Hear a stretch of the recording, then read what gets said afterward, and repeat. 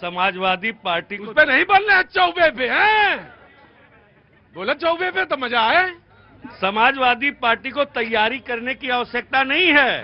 वो तैयारी 2024 में दिखा है, तैयारी बीजेपी करे कैसे बचेंगे पीडीए से, ठीक है ना।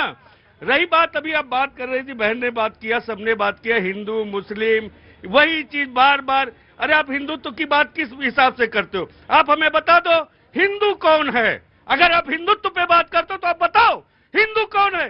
क्या वो पिछड़ा हिंदू नहीं है जिसके मंदिर में जाने के बाद उस पूरे मंदिर को आप गंगा जल से धुलवाते हो? क्या वो पिछड़ा हिंदू नहीं है?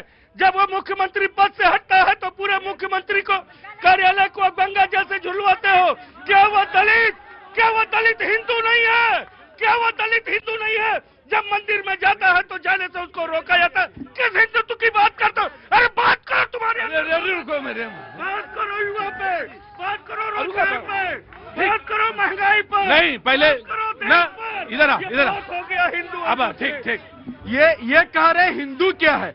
अरे रुको भाई, डिबेट होने दो भाई, डिबेट होने दो भाई साहब। उधर बाबूजी ना वापस। अरे गुरुजी, ये लड़ाई ना करना, पानी पीना, लड़ाई ना करना। भैया जी, चुप, पीछे। हाँ जी, सॉरी, आई एम सॉरी। भैया जी, बिंदु भैया एक तो आज बहुत स्मार्ट लग रहे हैं, हाँ। ठीक है, आज ही सिलवा के लाए हैं। हाँ, लग रहा है आज ही सिलवाए हैं। हाँ। दूसरा ये कह रहे हैं हिंदू क्या है और वो हिंदू नहीं है। हिंदू वो है जो हर धर्म, हर सामाजिक समरसता, सद्भाव को लेकर राष्ट्र नीतियों के साथ, राष्ट्र जागृति के साथ चलता है। और कह रहे हैं वो हिंदू नहीं है। मैं तो आपको पिछड़ा, वो हिंदू नहीं है तो वो पिछड़ा का बेटा जो देश का प्रधानमंत्री है वो हिंदू नहीं है। वो एक आदिवासी महिला जो देश की राष्ट्रपति है जिसको कांग्रेसों ने एविल सोच कहा, क्या वो हिंदू नहीं है? वो हिंदू क्या हिंदू नहीं है? वो दलित जो पहले राष्ट्रपति थे, क्या वो हिंदू नहीं है? जो ब्राह्मण जो राष्ट्रीय अध्यक्ष रहे। अरे भारतीय जनता पार्टी में तो 7 मोर्चा है, हर जाति हर धर्म से लोग हैं, क्या वो हिंदू नहीं है? दिक्कत क्या है? इनके पास हिंदू थे नहीं, मुस्लिम भी खिसक रहे, पीडीए के नाम पे केवल ढकोसला बच रहा तो लगे ताता थैया ताता थैया समझते हैं? ताता थैया नहीं जानते? क्या नाम है आपका? गौतम।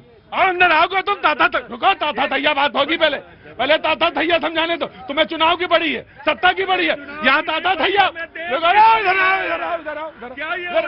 अरे रुको यार,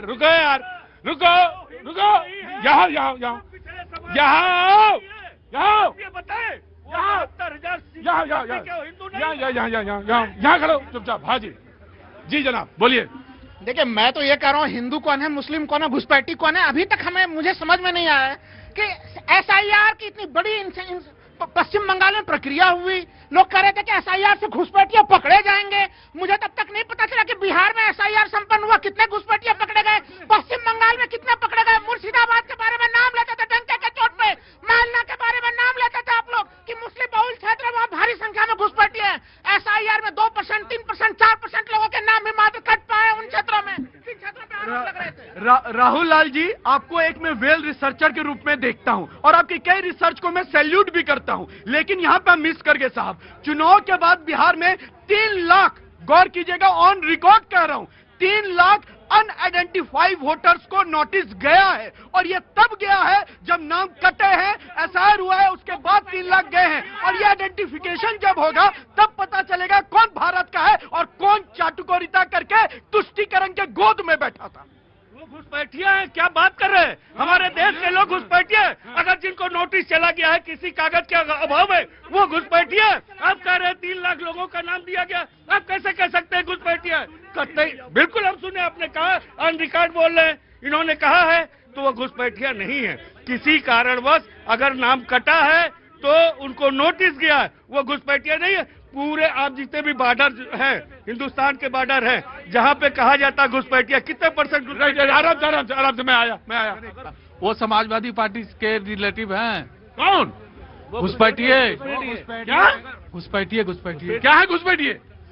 समाजवादी पार्टी बिहार में है, बंगाल में। अरे आप पता नहीं थे। मैं आ रहा हूँ, कांग्रेस आ रहा हूँ जी, इधर आइए please, come here very quick जी। अभी पीडीए की बात कर रहे थे और कह रहे थे पिछड़ों को आपने ये कर दिया वो कर दिया। जरा बताइए, मोहित खान ने जिस दलित बच्ची का बलात्कार किया वो पीडीए से आती थी क्या नहीं आती थी? और जो कन्नौज के अंदर नवाब सिंह यादव ने कन्नौज में बलात्कार किया दलित बच्ची का, वो पीडीए से टिके नहीं थी। बहन मायावती जिनके आपने कपड़े फाड़े, उनका बलात्कार करने की कोशिश की, हत्या करने की कोशिश की, क्या वो पीडीए से नहीं थी? जो राम भक्तों की सरों में गोली मार मार कर अपने हत्या की सरयू में फेंका, उसमें कितने पीडीए के लोग थे? याद है आपको? मतलब अब चुनाव आ गया तो आप चिल्लाने लगे पीडीए पीडीए। निपेन मिश्रा जब अब चुनाव आ गया तो आप आपकी सरकार थी तो आपने कितने सारे पीडीए के देवताओं के नाम बदलकर किलों के मुसलमान नाम रख दिए। ये असलियत है आपकी। बताओ, आप बताओ कौन है? बताओ कौन है? कौन है? आप बताओ। आपके चाचा है, आपके चाचा है। अरे आपके चाचा है, आपको यही नहीं पता कि वो कौन है। झूठ भी बोलते हो। एक काम करो, दोनों लोग एक दूसरे को उठा पटको। झूठ को कैसे लिफाफे में लपेट के परोसा जाता है, यह भी बिन्नू भैया बता रहे थे। इन्होंने क्या कहा? इन्होंने कहा कि जब हमारा पीडीए का मुख्यमंत्री आवास छोड़ा, कार्यालय छोड़ा, तो गंगा जल से धुलवाया गया। बहुत स्पष्ट बात है, कोई भी नया किराएदार अगर आता है तो घर शुद्धि होता है, हर घर में होता है। हिंदू परंपरा है। पूछ रहे थे ना हिंदू कौन, हिंदुत्व कौन?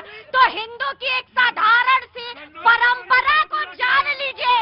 और कन्नौज में मंदिर क्यों धुला गया ये बताए ना। इस तरह से नहीं चलेगा, स्क्रिप्ट पढ़ने से काम नहीं चलेगा। हकीकत जो है उसकी मनोभावना पे आइए कि महाराज जी ने मंदिर को धुलवाया था। मंदिर किस दिन नहीं धुलता है ये भी समझ जाए, हिंदुत्व को समझ जाएंगे। बहुत साधारण सी बात है। और बात हो रही थी सनातन की, और नहीं जाने दिया गया शंकराचार्य जी को। तो कोई भी सनातन धर्म या कोई भी व्यक्ति, कोई भी पद विधि प्रक्रिया से ऊपर नहीं है, ये स्पष्ट उदाहरण मिला। कोई प्रक्रिया नहीं है कि आपको जो नोजल वहां पे अधिकारी हैं वो डिसीजन ले सकते हैं। अगर उन्हें लगता है कि विधि व्यवस्था बिगड़ेगी, आपको सिर्फ इतना आग्रह किया गया था कि आप पैदल जाइए। क्या जरूरत थी पालकी पे बैठ? राइट। शंकराचार्य, परम पूज्य शंकराचार्य जी ने बड़ा जब आपके मुंह से परम पूजनीय शंकराचार्य सुनता तो बड़ा अच्छा लगता मुझे।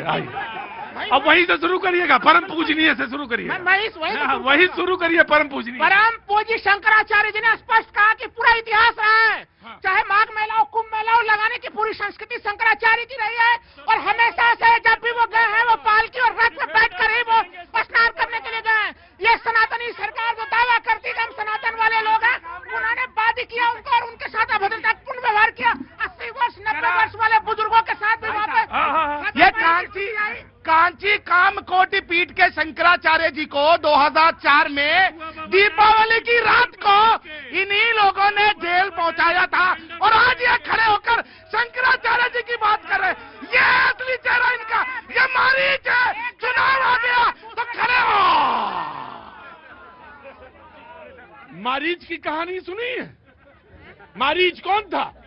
पापा से पूछो मारीच कौन था। आया और तुम उधर सारा क्या कर रहे थे समाजवादी वाले पार्टी की तरफ? मैं कह रहा था लेडीज की आवाज को दबाया जा रहा है। कौन दबा रहा है? वो पीडीए वाले। नहीं, कोई नहीं दबा रहा, कोई नहीं दबा रहा। नहीं, कोई नहीं दबा सकता जी। ऑफ कोर्स द कांग्रेस जी। मैं आया सर, आया। क्या नाम है सर आपका? यूसुफ खलील। यूसुफ खलील, कहाँ से आना वो यूसुफ भाई? सर मैं देवबंद से हूँ।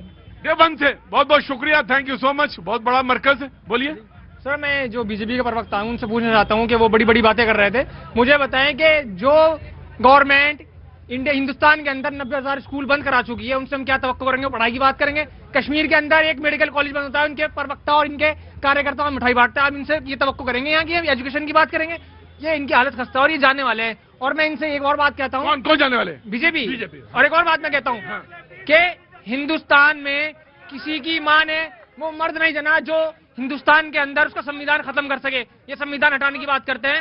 ये संविधान ये सब इनके रिकॉर्डेड बयान आपके मोदी जी ने और ये मोदी जी ने अमित शाह ने एक मिनट भाई इनको यही बात है। आप ये बोलने देंगे नहीं, एक मिनट आप बोलिएगा तो पूरा नहीं, ये अभी सरकार के खिलाफ बोल रहे थे। जी नहीं मैं नहीं, जब आपने कहा नहीं अभी भी एक मेरी बात सुनिए जनाब अली, आपने जैसे ही कहा ना कि हिंदुस्तान में अभी किसी की माँ ने कोई मर्द नहीं जना, तो सुनिए हुजूर अली, बस वहीं से इनको लग गई।